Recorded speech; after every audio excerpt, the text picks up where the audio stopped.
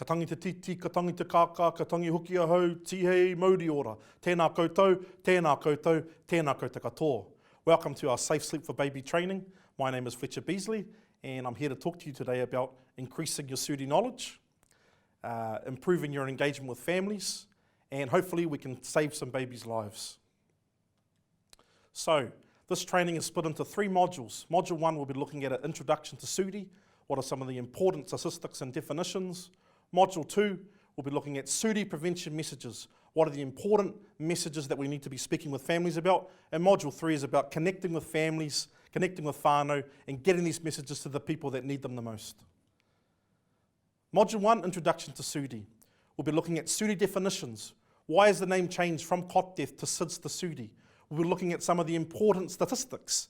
And those statistics will give us, I guess, a profile or a picture of who are the high-risk profile groups that need our support, need our help when we're talking about preventing SUDI. So cot death. Cot death is the older name for SUDI. We've changed it from cot death because we've finally realised that it's actually not cots that are killing babies, it's other things. So it's not a new thing. In the 1800s, we had a lot of babies dying. We have the lowest infant death rate that we've ever had in this country, so we're doing things well at the moment. Unfortunately though, in the 80s, we had 200 babies dying every year of SUDI, whereas today, it's dropped right down to 60 babies a year, and perhaps even last year it might have been between 40 to 50. So in the last 20 years, we've definitely made a lot of gains in reducing SUDI. However, we still have a lot of work to do and a lot of things that we need to change. SUDI. So what is SUDI? SUDI replaces the older term of cot death. And cot death, we used cot death in the 80s because we thought babies died in cots. Later on we found out, hey, it's not the cots that are killing babies. We need to come up with a new term. We've chosen SUDI, which stands for sudden unexpected death in infancy. SUDI encompasses 3 different types of deaths. The first is SIDS, which is sudden infant death syndrome. An example of SIDS is where a baby might pass away during the night time. The coroner, who's a lawyer, and the pathologist, who's a scientist, do an investigation, and they may find out, hey, baby died of an illness or a condition, but if they're not 100% sure, they call it SIDS, which is unexplained. The second group in the SUDI deaths are the unintentional suffocation deaths. This is where baby might have been smothered by a blanket or a pillow. This is explained. And the third type of death are medical deaths. This is when baby passes away during the night time, and after the scientist, the pathologist does his investigation, he finds out baby may have had heart disease, pneumonia, meningitis, or an underlying infection. And this is also explained. Now, if we look at the percentages of all the SUDI deaths in New Zealand, we find that 48% of these deaths are SIDS, they're unexplained. 40% are unintentional suffocation deaths, and 12% are these medical deaths, which are also explained. So for me, half of these deaths are explained, half are unexplained. But we still have a lot of work to do when we're trying to prevent SUDI. So, what are some of the important statistics when we're looking at SUDI risk factors?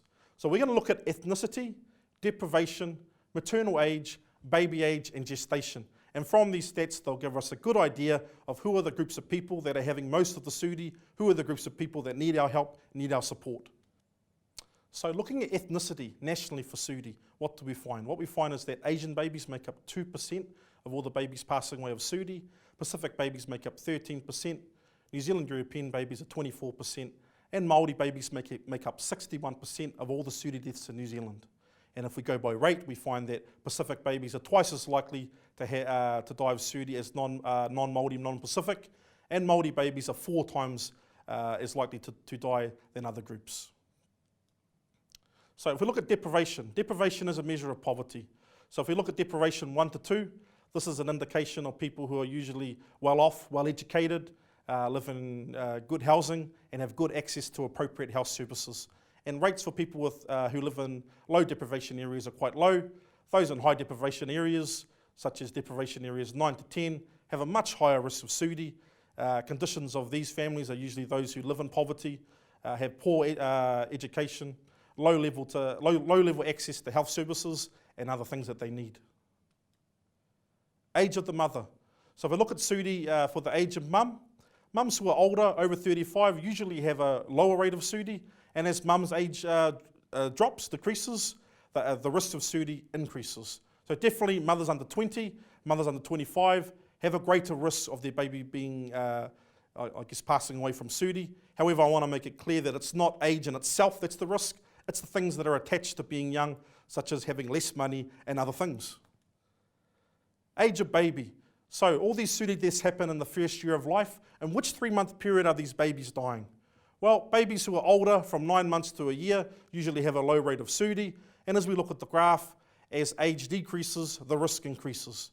So definitely babies under 3 months old have the higher risk of SUDI, and definitely most of the SUDI deaths are happening for babies who are under 6 months of age. Gestation. So how long baby is in the puku? Full-term babies, preterm babies. So preterm babies are at risk for a lot of things, and of course SUDI is one of them. So what do these statistics tell us? They're not here to be negative, they're here to actually show us where we need to focus our efforts, because these are the families that need our support and help. They are those who are from Māori families, those from high deprivation areas, young mothers under 25, babies under 6 months of age, and preterm babies. And if you have a family who you're working with that fits into these categories, you need to be thinking, hey, this family needs the messages and they need my support.